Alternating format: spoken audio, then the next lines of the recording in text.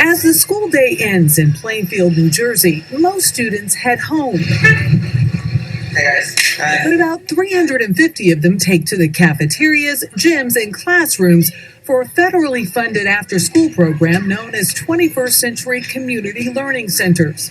So pick two fractions. We align what we do to the school day to support school day teachers. But with after school and summer learning opportunities, we can really hone in on our instructional craft and be more innovative. I really think it's important because it could help you learn a lot of more things that regular schools don't teach you. There's so many studies that say that after school time is just critical for what our kids may go through, what they may face. If they don't have a place to go, they're probably roaming the streets. I mean, they could be potentially by themselves, mom and dad working. We don't know what their situations are. So having that safe place provides an opportunity for them to learn and grow in a safe environment. Some kids don't have the necessary supplies at home. They don't have the people to help them, nor do they have people that really care about them all the time. So some kids really need teachers that will work with them after school and care for them. My opinion of after-school programs is that it's a great way for our kids to get out of trouble, do something after school, and stay productive. After-school programs will affect children in a positive way because it will teach them to communicate with others and to be themselves. You can help them all day with their homework, do this, do that. Negatively, you can just be another teacher who doesn't care. I mean, basketball, it affected me, like, it gave me something to do after school and, like, something to look forward to. It affected me positively because my teacher, she really cared for me. She was just like, she was more like a big sister, you can say, and she really helped me a lot with a lot of my work, a lot of stuff that I didn't understand. Softball affected me because it kept me out of trouble after school, and it was fun, and it really taught me to communicate with others. Your teacher has to work with all the kids. It's never really a one-on-one situation. And with aftercare teachers, they can really help you. And for me, it was super positive because I learned a lot. And I got to meet somebody that I still talk to till this day as like a mentor. Change the people that they let work with kids, because I know a lot of places let anybody work with kids, and you should really have to go through background checks. You should have to have, experience along the lines and what you're doing, because I know at my old job, they let anybody work with them, and it negatively affected the kids as well as the teachers because they don't know how to work with kids, so they get frustrated and they want to hurry up and leave, when in reality you just have to have patience. They don't have to have understanding.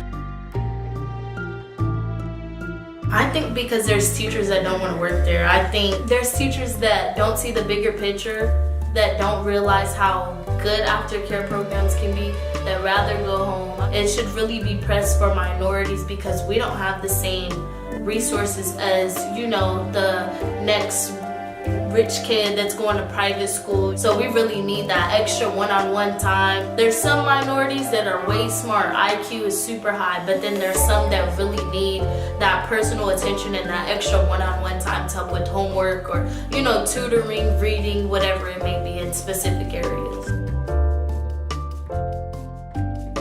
To provide a safe place for our members. That's my number one priority. It's just that they're safe.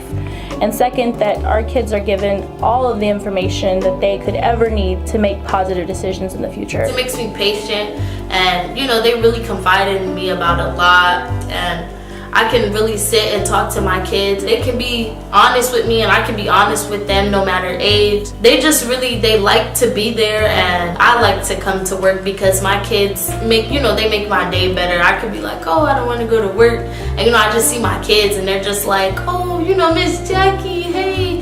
And I don't know, it makes me feel good to know that there's kids that really look up to me, so therefore I have to be a good person within myself. It's not about my hardships that make me special, but the way I overcome them to enhance my future. Ramona Dixon has just been announced as the Youth of the Year for 2010 through 2011. She's a freshman at Arizona State University. She is a longtime member of the Boys and Girls Club, and she can tell them a little bit about your history, where you've come from, and what you've been doing. I'm 25, but up until I was 13 years old, my family and I were actually homeless, so we were literally going in dumpsters and pulling out cardboard boxes and sleeping on them in San Diego, California.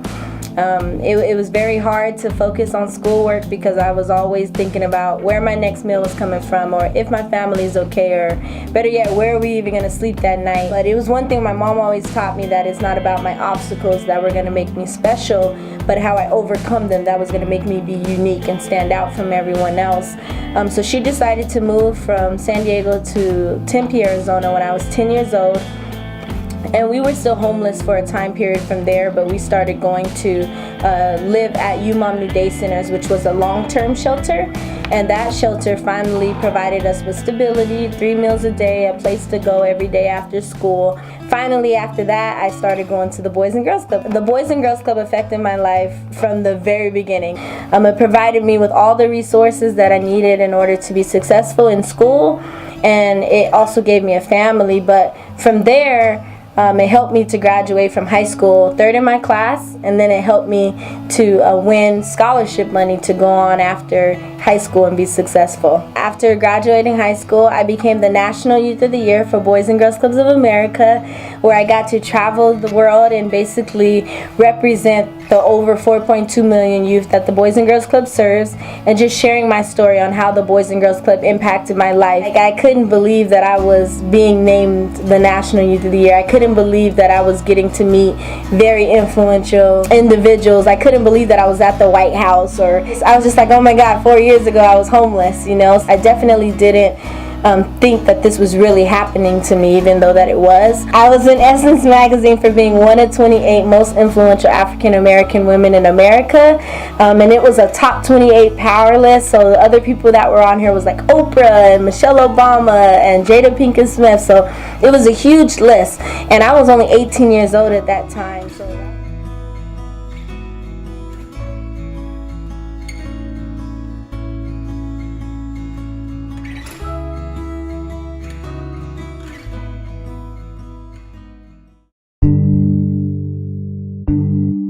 For the students at the S.L. Lewis Elementary School in College Park, Georgia, the school day is done. But the learning is not over.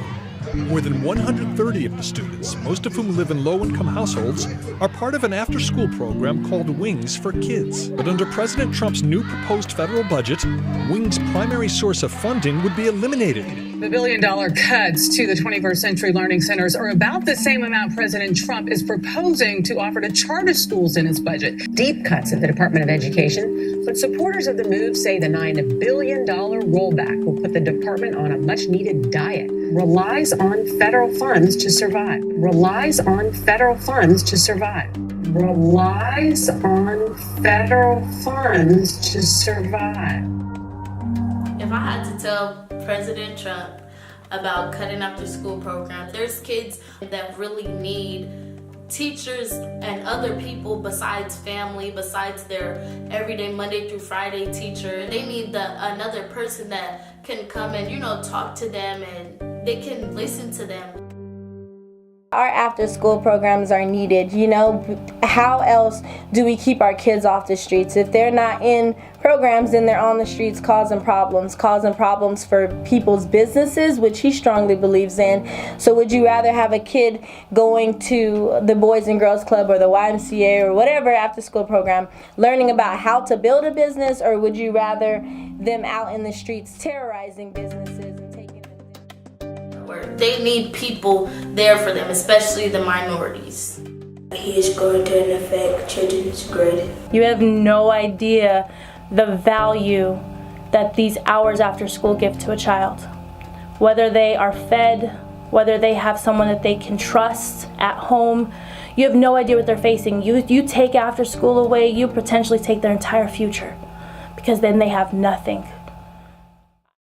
I feel like it's very unnecessary because normally it's not like so often that after school happens. And in certain schools they don't have it. It helps a lot and it boosts our confidence in a lot. To the program, they will go either home to unsupervised houses, or their parents will be required to quit their jobs and stay home with them. Jessica Williams has 2 daughters in the program. What happens if it goes away? I really don't know how I really don't know.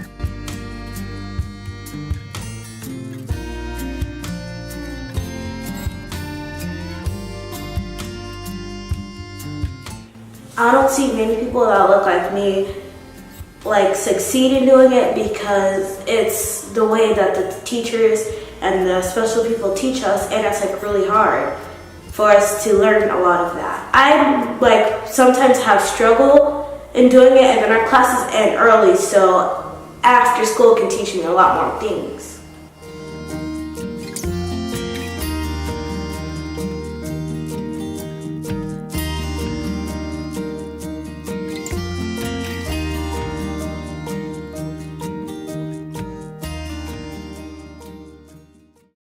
90% of Boys and Girls Club members graduate from high school, and we're working on, obviously, on that other 10%, but that's the focus of our new initiative, right, to make sure that each and every child has the opportunity to graduate from high school. So let's talk about. And by the way, Ramona graduated with a 3.92 grade point average. We could use those smarts around here, I'll tell you that, right here in the newsroom.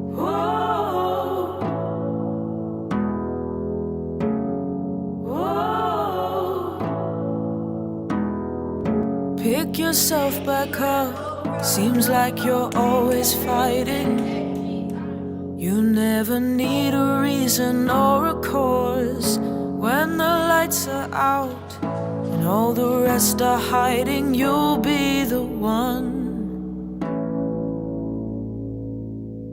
pacing up and down, waiting for your moment, like it's taken you a lifetime to prepare, standing up to them, giving everything, but needless to say, you're just a stranger